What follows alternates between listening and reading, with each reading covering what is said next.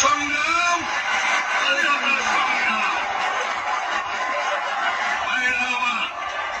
25 তারিখে assembly call করেছে, প্রত্যেক দাগ শুকায় নাই। আমি 10 তারিখে বলে দিয়েছি যে ওই শহীদের রক্তের পড়তে পড়া দিয়ে আরপিসিতে মুজিবুর রহমান যোগদান করতে পারে না। অ্যাসেম্বলি কল করেছেন, আমার দাবি মানতে হবে। প্রথম,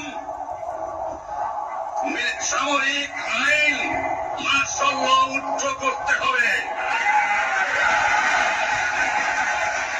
সমস্ত সামরিক বাহিনীর লোকদের ব্যারাকে ফেরত দিতে হবে। যেভাবে হত্যা করা হয়েছে তার তদন্ত করতে হবে। আর জনগণের প্রতিনিধির কাছে ক্ষমতা হস্তান্তর করতে হবে। তারপরে বিবেচনা করে দেখব আমরা অ্যাসেম্বলিতে বসতে পারবো কি পারবো না। এর পূর্বে অ্যাসেম্বলিতে বসা, আমরা অ্যাসেম্বলিতে বসতে আমরা পারি না। জনগণ সে অধিকার আমাকে দেয় নাই।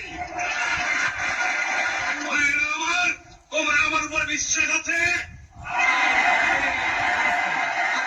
আমি প্রধানমন্ত্রিত্ব চাই না, আমরা দেশের মানুষের অধিকার চাই।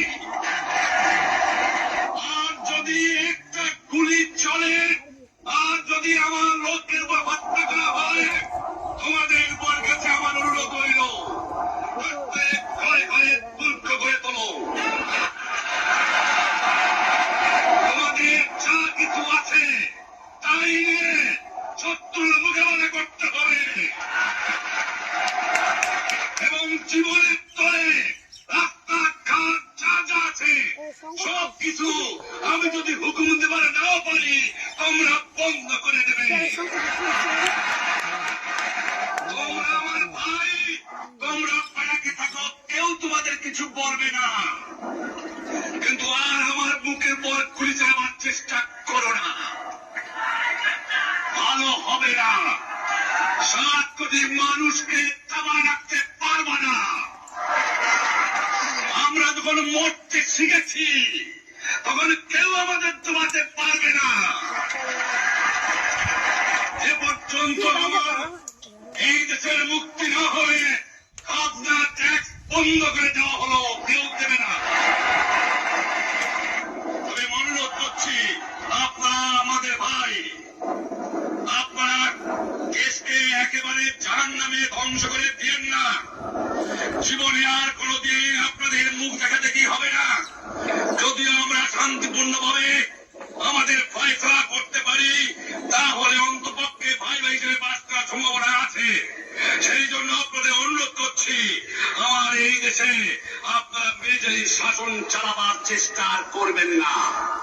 দ্বিতীয় কথা, প্রত্যেক গ্রামে, প্রত্যেক মহল্লায়, প্রত্যেক ইউনিয়নে, প্রত্যেক সাব ডিভিশনে আওয়ামী লীগের নেতৃত্বে সংগ্রাম পরিষদ গড়ে তোলো এবং তোমাদের যা কিছু আছে তাই নিয়ে প্রস্তুত থাকো।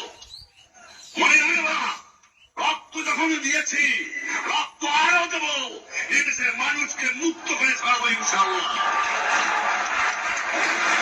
এবারে সংগ্রাম আমাদের মুক্তির সংগ্রাম, এবারে সংগ্রাম স্বাধীনতার সংগ্রাম।